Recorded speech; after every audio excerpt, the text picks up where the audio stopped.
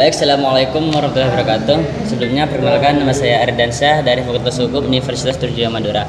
Dengan mahir 121 mata kuliah Pemda kelas F, yang mana pada kali ini saya akan menjelaskan atau menerangkan tentang negara NKRI, yang mana ini adalah tugas dari Pak Boy.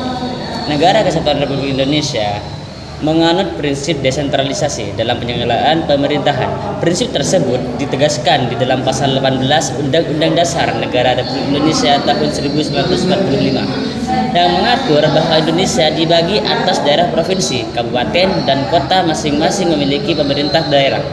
Dalam perkembangannya, desa juga memperoleh pengakuan yang lebih kuat melalui Undang-Undang Nomor 6 Tahun 2014 tentang desa. Secara normatif, hubungan antara pemerintah pusat, pemerintah provinsi, dan pemerintah kabupaten atau kota, dan juga desa dibangun atas dasar pembagian kewenangan, tugas pembantuan, serta asas otonomi. Tujuannya adalah agar melayani publik lebih efektif, demokratis, dan mampu menjawab kebutuhan masyarakat setempat. Namun, dalam praktek, hubungan tersebut masih menyisakan berbagai personal struktural, seperti hubungan pemerintah pusat dengan pemerintah provinsi. Berdasarkan Undang-Undang Nomor 23 Tahun 2014 tentang pemerintah daerah, pemerintah pusat tetap memegang urusan pemerintah absolut seperti politik luar negeri, pertahanan, keamanan, justisi, dan juga monitor dan fiskal nasional, serta agama. Pemerintah provinsi menjalankan urusan pemerintah konkuren yang menjadi kewenangan serta berfungsi sebagai wakil pemerintah pusat daerah. Di satu sisi, provinsi diberikan otonomi untuk mengatur rumah tangganya sendiri. Namun di sisi lain, gubernur juga menjadi representasi pemerintah pusat yang bertugas melakukan pembinaan dan pengawalan terhadap kabupaten atau kota. Posisi ganda ini seringkali menimbulkan dilema antara penjelasan kepentingan daerah dan memenuhi agenda pemerintah pusat. Hubungan pemerintah provinsi dengan kabupaten atau kota. Kabupaten atau kota merupakan ujung tombak pelayanan pihak karena bersentuhan langsung dengan masyarakat. Akan tetapi, sejak berlakunya UU Nomor 23 Tahun 2014, beberapa kewenangan strategis yang sebelumnya berada pada kabupaten atau kota dialihkan ke provinsi, seperti pengolahan pendidikan menengah, kehutanan tertentu, dan juga pertambangan. Pengalihan tersebut memang bertujuan menciptakan standar pelayanan yang lebih baik. Namun, pada praktiknya sering memunculkan persoalan berupa lambatnya pengambilan keputusan, meningkatkan jarak birokrasi dengan masyarakat, serta berkurangnya fleksibilitas pemerintahan atau kota dalam melayankan personal lokal. Dan juga hubungan kabupaten atau kota itu dengan desa. Desa merupakan entitas pemerintahan yang memiliki hak asal usul dan kewenangan lokal berdasarkan desa, berskala desa.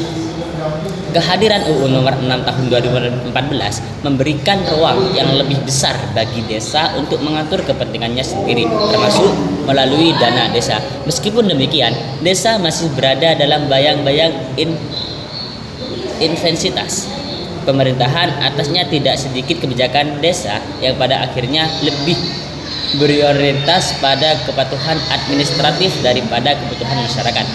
Kepala desa sering dibebani berbagai laporan dan prosedur birokrasi yang kompleks sehingga energi pemerintah desa tersita untuk memenuhi tuntutan administrasi dibandingkan inovasi pelayanan publik. Analisis perspektif hukum pemerintahan daerah. Dari perspektif hukum pemerintahan daerah, hubungan antar level itu pemerintah di Indonesia menunjukkan adanya tarik-menarik antara semangat otonomi daerah dan kecenderungan sentralisasi. Secara teoritas, desentralisasi bertujuan mendekatkan negara kepada rakyat. Pemerintah daerah diberi ruang untuk mengambil keputusan berdasarkan karakteristik daerah masing-masing. Akan tetapi, regulasi yang terlalu detail dari pemerintah pusat sering membatasi keaktifan daerah. Fenomena ini melahirkan apa yang dapat disebut sebagai otonomi yang diawasi secara berlebihan. Daerah diberikan kewenangan, tetapi ruang geraknya dipersempitkan oleh berbagai norma teknis.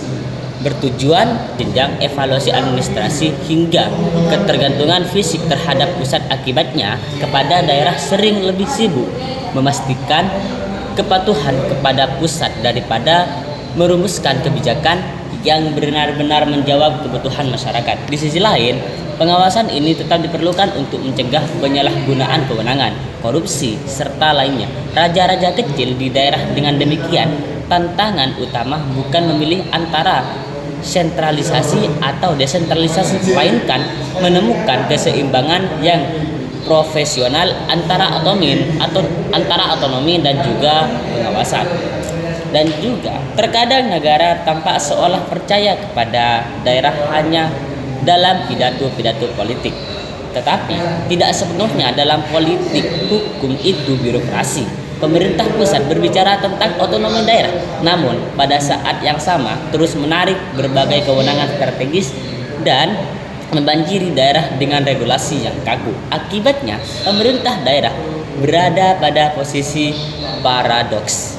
Ketika berhasil, keberhasilan itu diklaim sebagai hasil kebijakan nasional, tetapi ketika gagal, daerah menjadi pihak pertama yang disalahkan. Otonomi akhirnya birokrasi berubah menjadi sekedar pelimpahan tanggung jawab tanpa disertai kebenaran yang menandai untuk bertindak. Desa pun sering diperlakukan sebagai objek pelaksanaan program, bukan sebagai subjek pembangunan. Dana desa yang besar belum sepenuhnya diiringi dengan kepercayaan terhadap kemampuan desa menentukan prioritasnya sendiri. Negara tampak lebih percaya pada formulir, aplikasi, dan laporan pertanggungjawaban daripada aspirasi. Jika kondisi ini terus dipertahankan, maka desentralisasi hanya akan menjadi slogan konstitusional yang kehilangan makna subjektifnya. Otonomi daerah seharusnya tidak berhenti pada pembagian urusan atas kertas, melainkan diwujudkan dalam keberanian negara memberikan kepercayaan kepada daerah disertai pengawasan yang rasional dan akuntabel. Pada akhirnya, kualitas pemerintah daerah di Indonesia tidak ditentukan oleh beberapa banyak aturan dibuat oleh pusat, melainkan oleh beberapa besar negara mampu membangun hubungan kementerian yang setara dengan pusat. Daerah yang desa demi terwujudnya pelayanan publik yang adil, efektif, dan berpihak kepada rakyat. Sekian itu saja yang dapat saya sampaikan, kurang lebihnya mohon maaf. Akhir kata dari saya, wassalamualaikum warahmatullahi wabarakatuh.